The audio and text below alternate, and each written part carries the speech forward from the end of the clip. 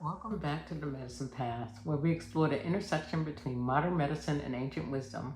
I am Monsho, a registered nurse, licensed massage therapist, Reiki master, and shamanic practitioner trained through the Peruvian traditions. And today is Hospice Wisdom Wednesday. One of the things I hear families say most often after a loved one enters hospice is this: I wish I had known sooner. Not sooner that their loved one was passing, but sooner that hospice could have helped them live the time that they had left differently. Many people believe hospice means there's nothing else we can do. But that isn't the real story, right? Hospice means that the focus has changed. Instead of asking, how do we treat the disease, we begin asking, how do we help this person live as comfortably and as meaningfully as possible?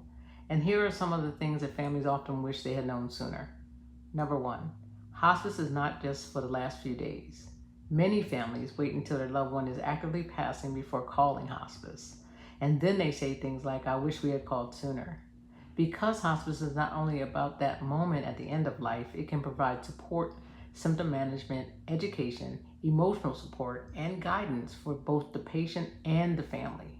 Number two, you don't have to know what to do. This is something I really want families to hear. You are not supposed to automatically know how to care for someone who's going through their end of life process. Most people have never been taught what changes to expect. They may panic when their loved one sleeps more, eats less, becomes weaker, begins hallucinating, or begins communicating somehow differently. Hospice helps families understand what may be happening and how to provide comfort, right? Number three, eating less does not always mean your loved one is suffering. This can be one of the most emotionally difficult changes for families. We've spent our entire lives connecting food with love, strength, and survival. So when someone stops eating, our instinct is to often something like this: we have to get them to eat. But near the end of life, the body may naturally need less food and less fluid. And sometimes one of the most loving things we can do is stop forcing the body to do what it is no longer asking to do. Number four, comfort is still care. Choosing comfort does not mean giving up on someone. Let me say that again. Choosing comfort is not giving up. Sometimes it means shifting the goal from extending time at all costs to making the time that remains as peaceful, comfortable, and meaningful as possible. And finally, families wish they had known you don't have to wait for a crisis to start having these conversations. Talk about your wishes now. Talk about your fears now. Talk about what quality of life means to you now. Talk about who you want making decisions if you couldn't speak for yourself right now. Because these conversations may feel uncomfortable today, but they can become an incredible gift to the people who love you tomorrow.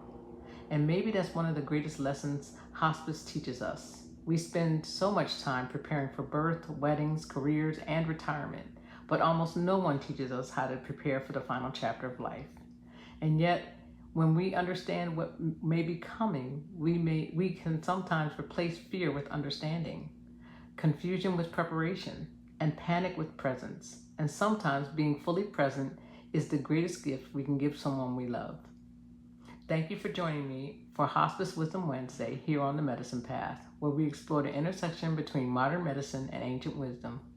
If this message touched you or taught you something new, please like, follow, and share it with somebody who may need to hear it. And remember, sometimes the greatest medicine isn't about curing. Sometimes it's about comfort, connection, and being present for the journey. I'll see you next time here on the Medicine Path.